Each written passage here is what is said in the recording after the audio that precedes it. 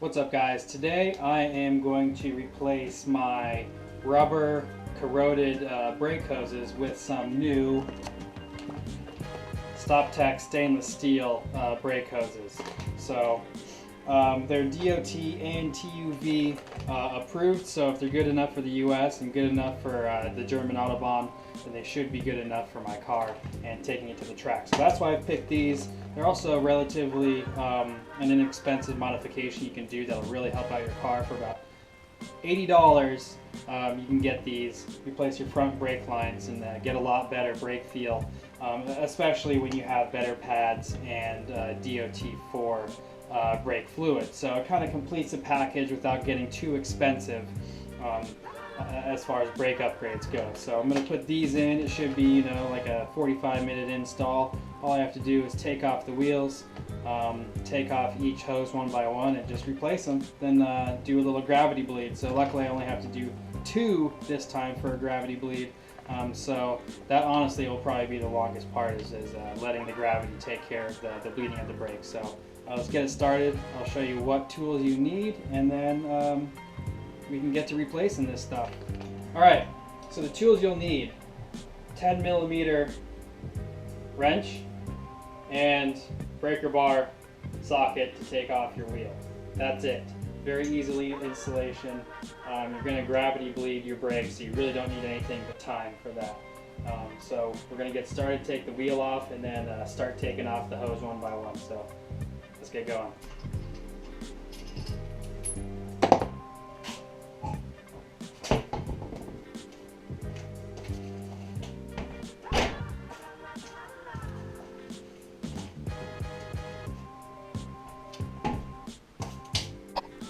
Okay, so you'll see back here is where the brake line meets the brake hose. And you'll want to undo this part right here. And you'll want to cap that off, because you'll see that brake fluid will start coming out of it. So I'm going to undo it. And now you can see brake fluid already coming out of it. And then I'll cap it off. Okay, Stoptech kit comes with the new banjo bolt and the washers. It also comes with, as you can see, that little black stopper right there. What you do is you put it on the end of the brake line. So you pull this screw part up, and then you put the cap on the flared part of the brake line, and that's how you stop it from getting fluid all over the place. So kind of get that out of the way, and then it'll enable you to then pull this part off here. So I'll show you that in a second. Okay, so once you get this clip off, essentially it's just, a clip that goes around that. You grab it with your pliers just on this lip right here, and you just kind of yank it back and forth until it comes off. It comes off relatively easily. You can see there's a ton of gunk around this area. You're going to want to clean that up, make sure none of it gets on these threads here and goes in and possibly create some sort of breach in the seal for your brake lines. You don't want any brake fluid seeping out of these things. So take this clip off, clean it up, then you'll be able to pull the brake line down like that, clean this entire area up, pull your brake line away so it doesn't get all gunky, and then what you'll do next is take off this bracket right here holding on the brake line, and then the banjo bolt. That's a 14mm.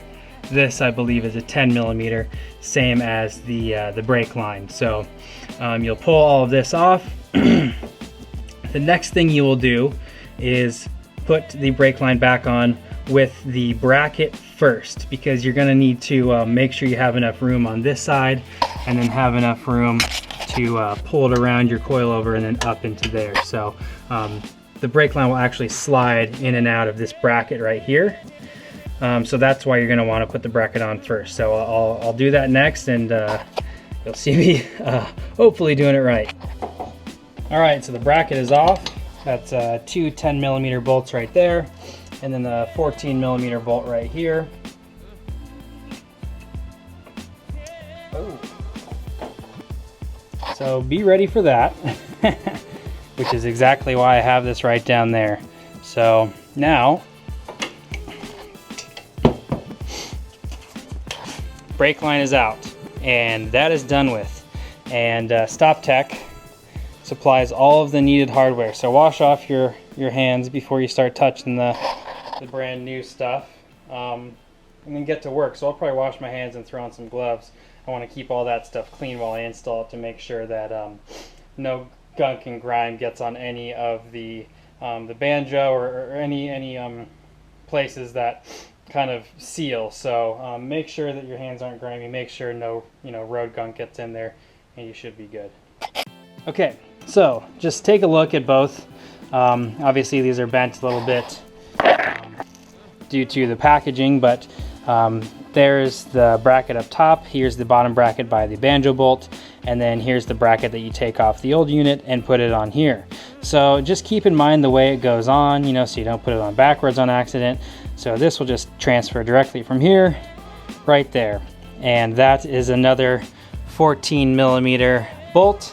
I would suggest holding on to this part with some pliers and then using a 14mm socket to get it undone. There will be grime in here that probably has never been undone unless the brake lines or brake hoses have been replaced. So just keep that in mind, make it easier on yourself, and just remember, transfer it over the same way that you see it. So banjo, brake hose to brake line, brake hose to brake line. So just transfer it down there, and you should be good to go. All right, guys. So what you'll want to do once you get the bracket put in is you will want to put this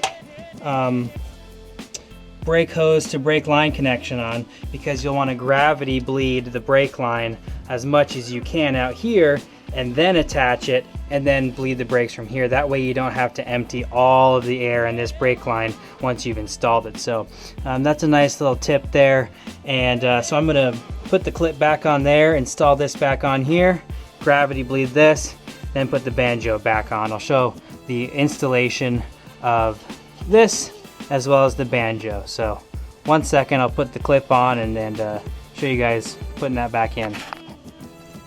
All right, so you can see that installed and that dripping away. So before you lose too much brake fluid, what you'll want to do is put the banjo back on in here, tighten it down to 20 foot-pounds of torque. That way you don't lose too much brake fluid. And I'm going to stop filming because I'm already losing a lot. All right, so everything's back in. Make sure there's no kinks in the line, too sharp of bends or anything like that. Banjo's in.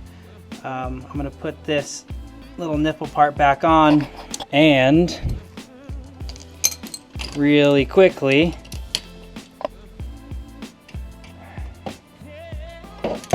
tighten this puppy back up to 20 foot-pounds. So it should be relatively easy to get.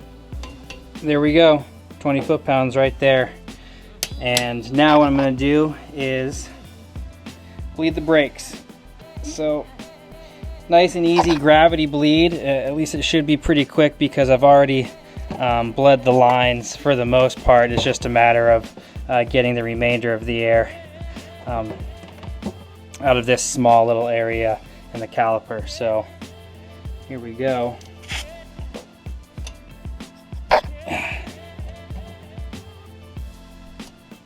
Loosen that up right. Nice and easy. You can see the air bubbles coming out right there, and then we'll just gravity bleed. Also, make sure that you've topped off your brake fluid. Seems like I'm almost running low right there, so I'm gonna basically put in the remainder of what I have, which is filling it up to the max. And if that's not cutting it close, I don't know what is.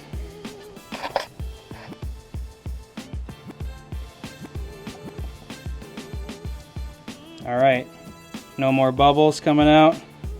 So time to tighten this puppy back up and put the wheels back on.